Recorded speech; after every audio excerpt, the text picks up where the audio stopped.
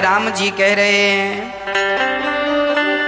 क्या कह रहे हैं कि सबसे बड़ा धर्म है सत्य बोलना, धर्म न दूसर सत्य समाना, सत्य से बड़ा कोई धर्म नहीं है मैया। इसीलिए प्राण जाए पर वचन ना जाए,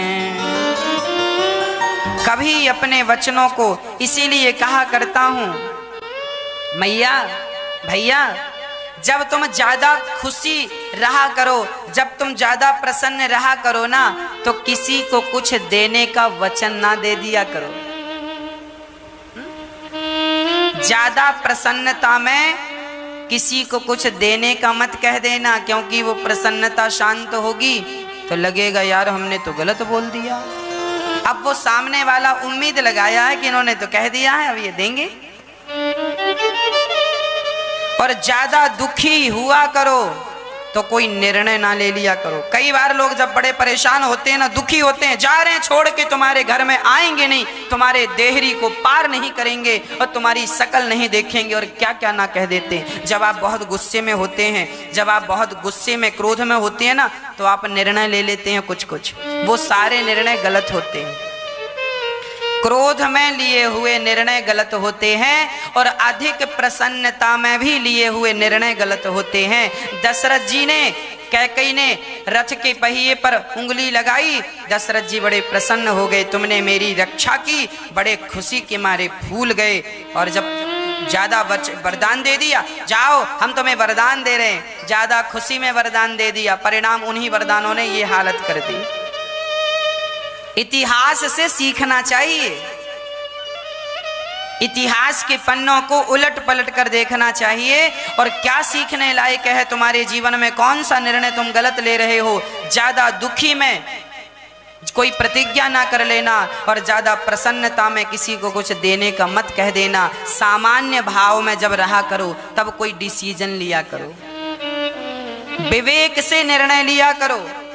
आज हमने बड़ी प्रसन्नता में कह दिया कि हम तुम्हें 5,000 दे देंगे, पर जरूरी छोड़ी है कि उस समय आपके जेब में 5,000 हो या आपकी व्यवस्था हो। कहा मत करो, कर दिया करो। 5,000 नहीं, तुम 10,000 का सहयोग कर दो, अच्छी बात है, पर कहो मत पहले से। तुरंत कर दो, तुरंत का दान महाकल्याण। पहले से कह दिया, अब आपने हमें कह दिया महाराज जी हम आपको 5,000 रुपए देंगे, हमने कहा ठीक है भैया जी आप दे देना। और जब हमारी बेटी का विवाह है, गरीब आदमी है, और आप हमारी बेटी के विवाह में 5,000 दोगे ना, आप समाज के बीच में कह दिए हाँ हाँ हम 5,000 देंगे तुम्हारी बेटी के विवाह में। अब हम मांगने गए, भैया भैया वो 5,000 आपने कहा था 1 महीना पहले हमारी बेटी के विवाह में देने का, अब बेटी का विवाह है, देंगे 5,000। अरे कब कहा था हमने? अच्छा तुम्हें याद है? हाँ हाँ हमें याद है। अच्छा 5,000 कहा था, हमें तो लगा हमने 1,000 कहा था। अच्छा हमने 1,000 कहा होगा, 5,000 निकल गया होगा। इतना तिगड़म खेलने की क्या जरूरत है? ये कहने की क्या जरूरत है? ये कह दो कि हम तुम्हारे साथ खड़े हैं। भगवान करे आप इतने सामर्थ्यवान बने कि आप सबका सहयोग करें। भगवान करे आप इतने धनवान बने कि आप सबको खूब धन धान्य से परिपूर्ण करते रहें, देते रहें। आपका हाथ सदा देने के लिए ऊपर रहे, आपके द्वार पर लेने वालों की भीड़ सदा बनी रहे। ईश्वर इतना देने वाला बनाए कि आपके यहाँ लाखों करोड़ों का रोज आप दान करें। हम तो ये चाहते हैं, लेकिन किसी को कह दिया है तो जरूर कीजिएगा। कह करके मुकरना पाप है। यही राम जी कह रहे हैं, धर्म में न दूसर सत्य समाना, आगम निगम पुराण बखाना। और मैं एक बात और आपको स्पष्ट कर दूं, जीवन में स्पष्टवादी बन जाना। क्या कहना मेरी माँ? स्पष्टवादी। जो आदमी स्पष्ट रहता है वो जीवन में कम दुखी होता है। स्पष्टवादी का अर्थ है कि आप जितना कर पाए उतना ही कहें, है ना? डींगे मारने से कोई फायदा नहीं। जो आपके पास है वो है, जो नहीं है वो नहीं है। कहने में बुराई नहीं है कि साहब हमारे पास ये वस्तु नहीं है, हम नहीं कर पाएंगे, सीधे मना कर दो। आपके घर कोई आया, भैया जरा 500 रुपए देना है तो दे दो, नहीं देना सीधा कह दो, भैया जी 500 रुपए हम नहीं दे पाएंगे, हमारा काम है अभी पैसों का नहीं। यदि आपने लटका दिया ठीक है बाद में आना, तो वो क्या उम्मीद लगाए बैठा रहेगा। इसीलिए स्पष्टवादी बनो, जो कहा करो स्पष्ट। कई बार ना लोग आपकी बात को नोट कर लेते हैं, इसीलिए जो कहा करो स्पष्ट कहा करो। 1 रुपए देना है तो 1 ही कहो, 4 रुपए देना है तो 4 ही कहो, है ना। स्पष्टवादी बनो, स्पष्ट रहोगे तो जीवन में बवाल नहीं होगा, नहीं तो लोग सफाई देते देते मर जाते हैं। ऐसा नहीं कहा था हमने तो ऐसा कहा था, हमने ऐसा नहीं, हमने तो ऐसा कहा।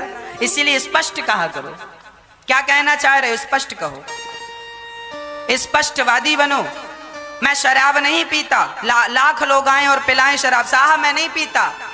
अरे अब सामने वाले ने कहा यार तुम कैसी बातें कर रहे हो, आज के युवा हो, 25 साल की आयु है तुम्हारी, हम तुम्हारे दोस्त हैं, क्या होता बड़े बड़े हीरो हीरोइन शराब पी रहे हैं, तुम शराब नहीं पी रहे हो। आप कहेंगे देखो भाई आप कुछ नहीं बोल रहे हैं, वो बोलते जा रहे हैं, बोलते जा रहे हैं। जब आप चुप रहेंगे ना तो वो आज ना सही कल, कल ना सही परसों, परसों ना सही आगे आपको पिवा ही देंगे। इसीलिए स्पष्टवादी बनो। भैया मेरे माता पिता ने, मेरे गुरु ने, मेरे सनातन संस्कृति ने, मेरे वेद पुराणों ने मुझे समझाया है कि शराब पीना मेरे हित में नहीं है, इसीलिए मुझे शराब नहीं पीना। आप 1 बार कहो या 1 लाख बार कहो, मेरा जवाब यही होगा, मैं शराब नहीं पीता, नहीं पीता, नहीं पीता। मैं मांस नहीं खाता, नहीं खाता, नहीं खाता। कई लोग बोलते हैं नहीं नहीं मैं मांस नहीं खाता, मैं शराब नहीं पीता, परंतु उनके दोस्त लोग बार बार टॉर्चर करते हैं ना, तो एक दिन वो आदमी शराब पी लेता है, मांस खा लेता है। स्पष्टवादी बनो, नहीं मतलब नहीं, है ना, यह स्पष्टता है।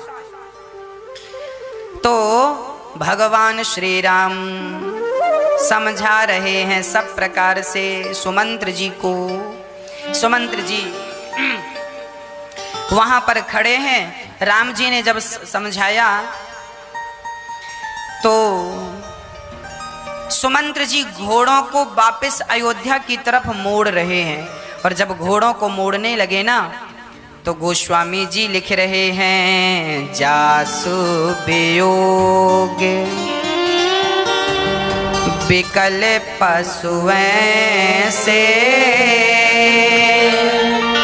प्रजा मातु पितु जी हाँ कैसे।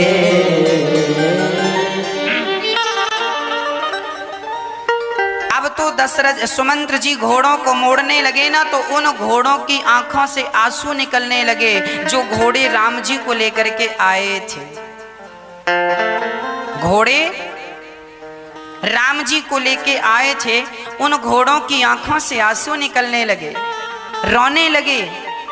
बरबस जबरदस्ती मोड़ रहे हैं तो घोड़े मुड़ने को तैयार नहीं, अर्थात राम जी के वियोग में वो घोड़े सोच रहे हैं कि हे राम मेरे कारण आप वनवास आए, मैं अपराधी हूँ, मैं आपको लेकर आया हूँ, तो ऐसे कांटों में ऐसे जंगल में आपको छोड़कर जाना नहीं चाहता। उन घोड़ों की आंखों में आंसू हैं, अर्थात भगवान से केवल मनुष्य नहीं पशु और पक्षी भी प्रेम करते थे। इंसान तो देखो वही है जो सबसे प्रेम करे, जीव मात्र से प्रेम करते हैं राम जी। राम जी घोड़ों से प्रेम करते हैं, राम जी चिड़िया से प्रेम करते हैं। और आज का आदमी ऐसा हो गया है, जिस बकरे को घास खिलाता है, जिस बकरे को बोतल से दूध पिलाता है, उसी बकरे का सिर काट लेता है। हाँ या ना? ऐसे नहीं, राम जी प्रेम करते हैं जीव मात्र से। बरबस राम सुमंत्रु पठाए, सोरे सरि तीर आप तब आए। बरबस राम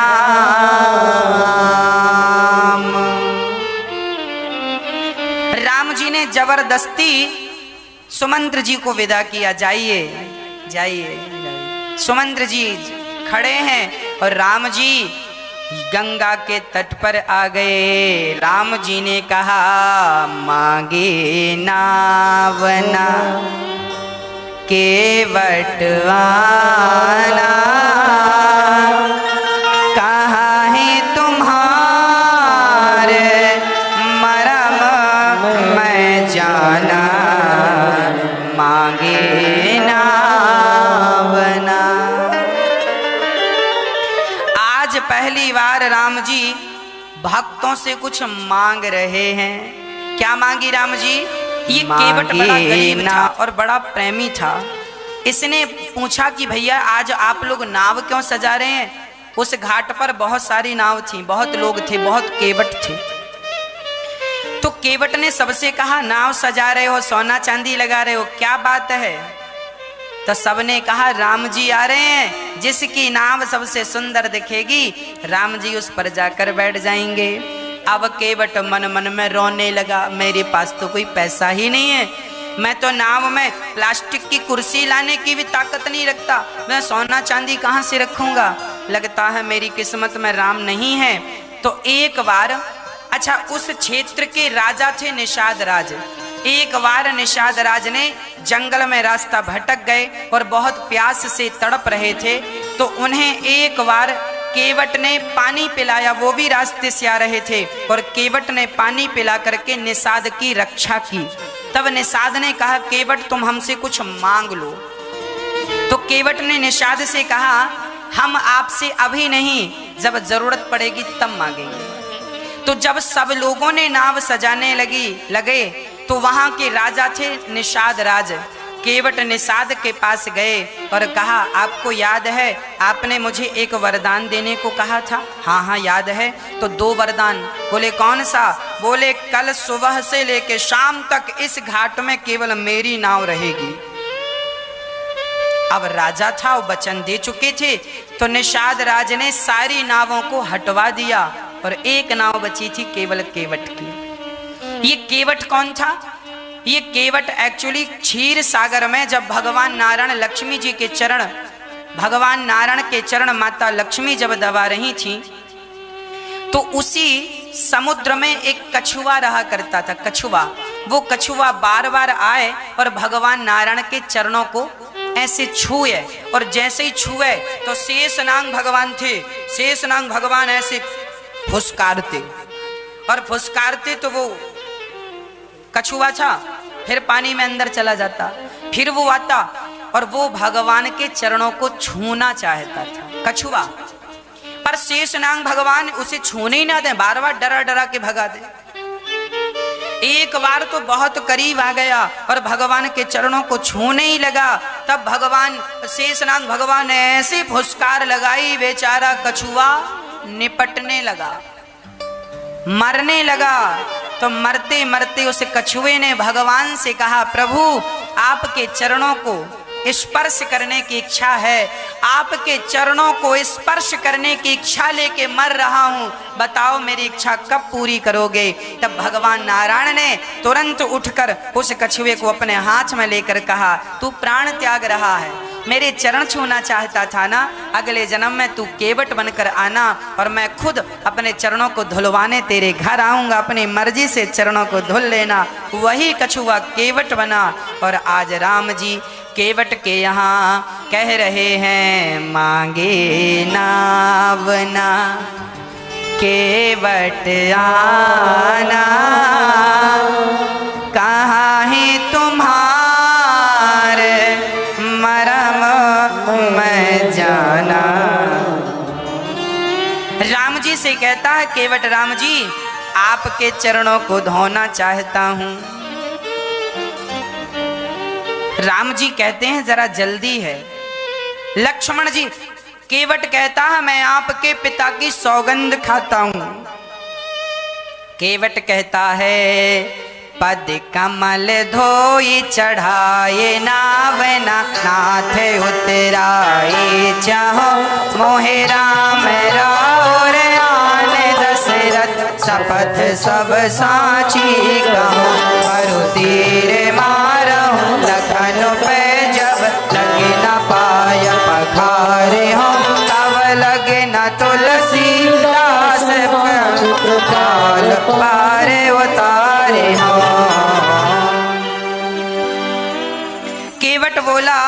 मैं दशरथ जी की सौगंध खाता हूं, मैं आपके चरणों को धोए बिना मैं आपको पार नहीं लगाऊंगा। लक्ष्मण जी को गुस्सा आया, क्यों? अपने बाप की कसम क्यों नहीं खाता? मेरे पिता की खाता, कसम भी मेरे बाप की खाता। लो, अपने बाप की कसम खा, मेरे पिता की क्यों कसम खाता है? लक्ष्मण जी बड़े गुस्से में, पार उतारता है कि अभी सुन, इतनी बड़ी बड़ी बातें ना कर, राम जी भगवान है, जानता नहीं है, जल्दी से पार लगा दे। लक्ष्मण जी धमकाने लगे तो केवट बोले, सुनो, हम परशुराम जी नहीं है जो तुम्हारी बातों से डर जाएं। अच्छा, परशुराम जी और लक्ष्मण जी का बड़ा संवाद हुआ। जब राम जी ने धनुष तोड़ा तो परशुराम जी आ गए। अब परशुराम जी बार बार कह रहे हैं, किसने धनुष तोड़ा, किसने धनुष तोड़ा? यहां फरसा है, यहां धनुष है, यहां बाण है, 4-6 धनुष लिए हैं। तो लक्ष्मण जी पास में चले गए, महाराज जी प्रणाम, किसने धनुष तोड़ा है? ये राम जी ने कहा, आपके दास ने ही तोड़ा। किसकी हिम्मत, उन्होंने धनुष तोड़ दिया। तो लक्ष्मण जी कहते हैं, धनुष टूट गया तो इतना परेशान क्यों हो रहे हैं? आप धनुष जोड़ दीजिए, रिपेयर कर दीजिए। परशुराम जी बड़े गुस्से में, क्यों? हमें तुम धनुष सुधारने वाला समझ रहे हो क्या? लक्ष्मण जी बोले, आप 4-6 धनुष लिए हैं तो हमें लग रहा शायद रिपेयर करने वाले हो, सुधार दीजिए, टूट गया। और लक्ष्मण जी बार बार परशुराम जी फरसा दिखा रहे हैं। तो लक्ष्मण जी बोले, सुनो, हमें ये कुल्हाड़ी ना दिखाओ, हम क्षत्रिय हैं और हमारा काम धनुष तोड़ना ही है। बचपन में हमने ऐसे हजारों धनुष तोड़े हैं, तब तो तुम्हें गुस्सा नहीं आया, तब तो तुम आए नहीं। परशुराम जी बोले, इसको पिनाक धनुष शंकर जी का, और इसे तुम सामान्य धनुया कह रहे हो, धनुष कह रहे हो। लक्ष्मण जी बोले, देखो, क्षत्रिय के लिए तो सारे धनुष एक बराबर होते हैं, चाहे शंकर जी का हो चाहे किसी जी का हो। हमने तो धनुष हमारे भैया ने तोड़ दिया, अब क्या प्रॉब्लम है? तुम्हें ज्यादा दिक्कत हो रही है तो जोड़ दो, फेविकॉल मंगवा लो, फेविक्विक से जोड़ दो। अब परशुराम जी बार बार कहें, हमें जानते नहीं हो, हम कौन है? 21 बार क्षत्रियों से विहीन कर दी पृथ्वी। लक्ष्मण जी बोले, हाँ हाँ जानते हैं, तुम वही परशुराम जी हो ना जिनने अपनी मां का सिर काट दिया था। अब परशुराम जी चुप रह गए। अच्छा, परशुराम जी ने 21 बार क्षत्रियों को पृथ्वी से विहीन किया है। क्यों किया? अब कई लोग कहते हैं कि क्षत्रियों को मार डाला। सारे क्षत्रियों को नहीं मारा परशुराम जी, परशुराम जी भी साक्षात भगवान है। परशुराम जी ने क्षत्रियों को मारा। किन क्षत्रियों को? दशरथ जी भी तो क्षत्रिय थे, राम जी भी तो क्षत्रिय थे। क्या दशरथ जी को मारा?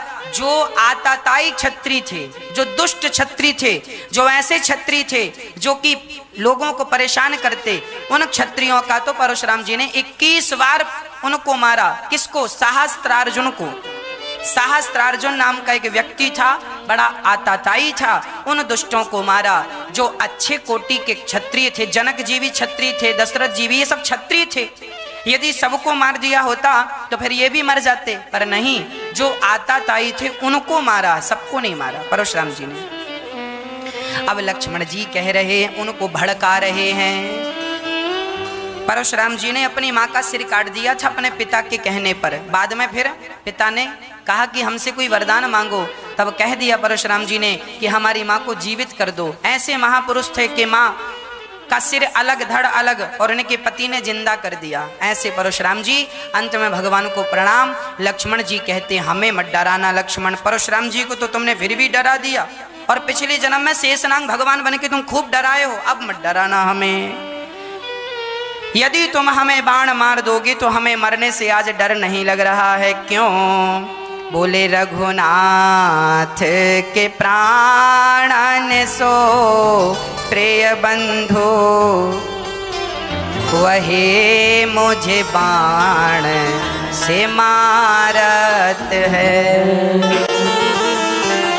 मरता हूँ कहाँ सुचि गंग के तीर, रघुनाथ सुनाथ निहारत हैं। अपराध यही इस दास कहे, रघुनाथ के पाँव पखारत।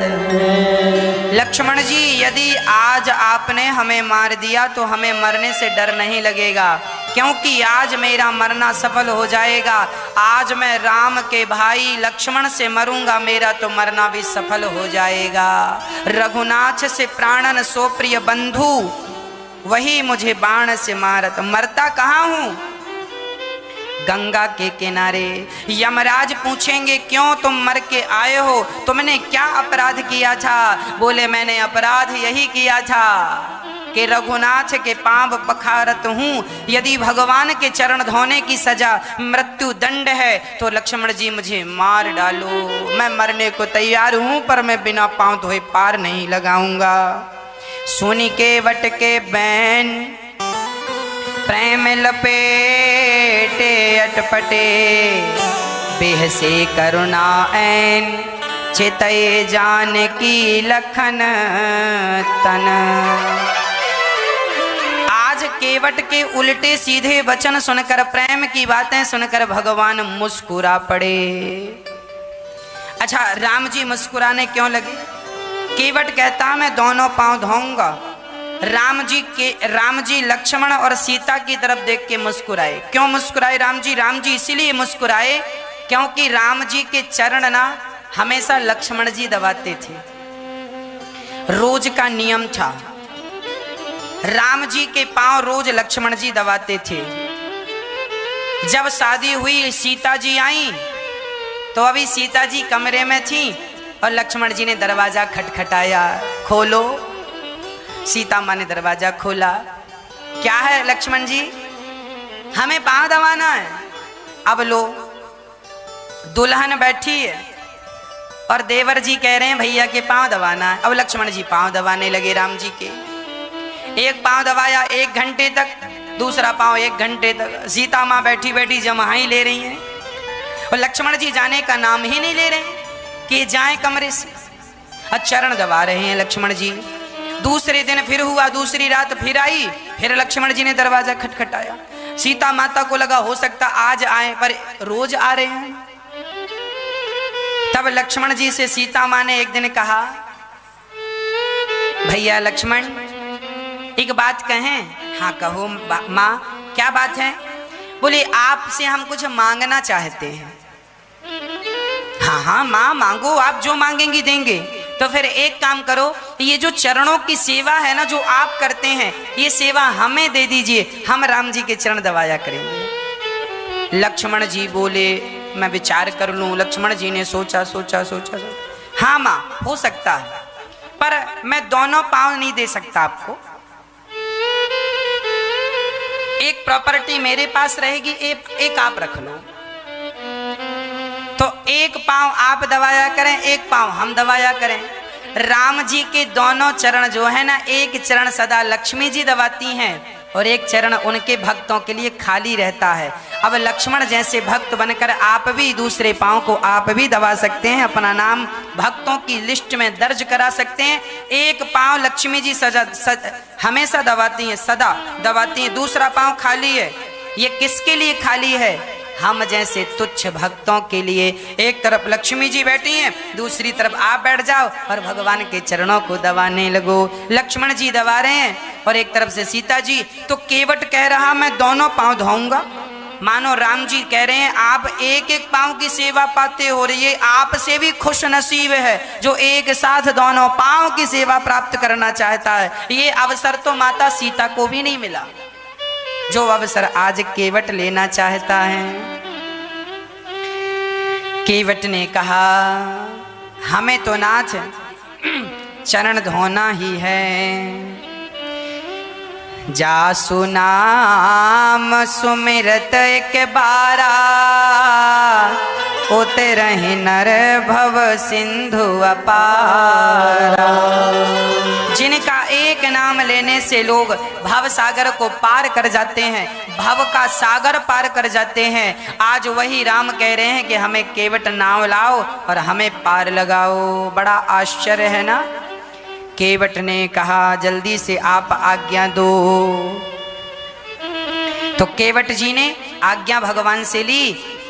केवट राम रजाय सुपावा, पानी कठवता भरी ले आवा। केवट ने जब राम जी की आज्ञा पाई तो कठौती में पानी नहीं लाया, कठौते में पानी भर के लाया। कठौता पुल्लिंग होता है, कठौती स्त्रीलिंग होती है। कठौते में पानी इसलिए लाया क्योंकि कठौती लाता तो भगवान के चरणों से हो सकता स्त्री बन जाए। तो बोले कठौती से तो लड़की ही बनेगी, कठौता से लड़का बन जाएगा। लड़का बन भी गया तो नाव चलाने के काम आएगा, इसीलिए कठौता में पानी लाया। अब पानी लाया, बड़े से परात में एक थाली लाया, राम जी के चरणों को रखा और राम जी के चरणों को कठौता में पांव रखा। एक कठौते में पानी भरा और एक कठौता मतलब एक लकड़ी का बर्तन होता है जिससे पानी उलीछा करते, नाव में पानी भर जाए ना तो उसी से उलीछते हैं। तो कठौते में क्यों पानी लाया? केवट कहता है कि इस कठौते ने मुझे कई बार डूबने से बचाया है। पानी नाव में भर जाता तो कठौते उलीछते हैं, इस कठौते ने कई बार मुझे डूबने से बचाया है। तो केवट कहता है कि कठौता कई बार तूने मुझे डूबने से बचाया है, आज मैं तेरे ऊपर राम के चरण रखवा करके मैं तुझे भी डूबने से बचा लूंगा, तू भी डूबने से बच जाएगा। राम के चरण जब तेरे मस्तक पर आ जाएंगे तो तू भी भव सिंधु को पार कर जाएगा। केवट ने घिस घिस के चरण धोए, खूब आनंद से चरण धोने लगे तो राम जी हिलने लगे। राम जी बोले जरा धीरे धीरे चरण धो, हम गिरे जा रहे हैं। केवट बोला मेरे सिर पे हाथ रख लो। जब केवट के सिर पर राम जी ने हाथ रखा तो राम जी की आंखों में आंसू आ गए। केवट ने कहा सरकार आप रो क्यों रहे हैं? केवट के वचनों को सुनकर राम जी ने कहा केवट मैंने सुना था कि अभी तक मैं ही भक्तों को संभालता हूँ, पर आज पता चल गया कि तुम जैसे भक्त तो हमें भी संभाल लेते हो। राम जी जब डगमग डगमग डोलने लगे तो केवट ने राम जी को संभाल लिया। राम जी केवट के मस्तक पर हाथ रखते हैं और जब चरण धोए, चरण धो करके राम जी ने कहा अब लगाओ पार। पत्नी को बुलाया, सुनती हो भाग्यवान? पत्नी आई, क्या है? अरे बोले तुम हमसे 10 साल छोटी हो, जरा तुम पांव धो, और पांव में देखो धूल तो नहीं लगी। अब पत्नी भी घिसने लगी। तभी बच्चों को बुलाया, यहाँ आओ यहाँ आओ। बच्चे आए, बोले तुम्हारी आंखें बढ़िया नहीं है, तुम भी धो। मानो केवट राम के चरणों से सबको जोड़ रहा है। ये हमें भी सीखना है, हम भी अपने बच्चों को राम के चरणों से जोड़ें। और केवट सबको, अब राम जी बोले अब देर ना लगाओ, पांव धुल लिए, अब आप हमें पार लगाओ। केवट बोले सरकार अभी पार नहीं लगा सकता, अभी जो वेटिंग में खड़े हैं जो आपसे पहले थे उन्हें पार लगाऊंगा। राम जी बोले यहाँ तो हम ही हैं और दूसरा तो कोई नहीं है। केवट बोले सरकार हमारे जो पूर्वज हैं इनको हमारे जो पद पखारे जलपान करे, आप सहित परिवार पितर पार करी प्रभु पुनि मुदित गयों ले पार। अपने आप को चरणामृत पिया, अपने पितरों के नाम से चरणामृत छोड़ा, तो भगवान के चरणों का चरणामृत जब पितरों के नाम से छोड़ा तो केवट के सारे पितर तर गए। पितर पार ही सब पार हो गए, जो वेटिंग में थे सब पार हो गए। आकाल मृत्यु हरणम सर्व व्याधि विनाशनम विष्णुं पादोदगं पीत्वा पुनर्जन्म न विद्यते। भगवान के चरणामृत की महिमा है। आप रोज ठाकुर जी को नहलाते हो ना, भगवान को बढ़िया से थाली में बिठाओ, ठाकुर जी को, श्याम सुंदर को, लड्डू गोपाल जी को और सालिग्राम भगवान जी को एक थाली में कमल दल बनाओ चंदन का, कमल दल चंदन का बनाओ और भगवान को बिठाओ और जल से दूध से स्नान कराओ और भगवान को नहलाने के बाद जो पानी बचता है ना, वह चरणामृत होता है। उस चरणामृत को पिया करो, बच्चों को पिलाया करो, परिवार में सबको पिलाया करो। जो चरणामृत पी के रोज निकलते हैं उनकी अकाल मृत्यु कभी नहीं होती, अर्थात जो भगवान की शरण में होते हैं भगवान उनके रक्षक होते हैं। अकाल मृत्यु हरणम, अकाल मृत्यु कभी नहीं होती। किसकी? जो भगवान के चरणामृत का नित्य सेवन करता है। चरणामृत जो स्नान के बाद जल है उसका चरणामृत ठाकुर जी का लिया करो। केवट ने अब राम जी को नाव में बिठाया और नाव डगमग डगमग चली, डगमग डगमग चली। अब नाव भंवर में यहां वहां हिचकोले खाने लगी।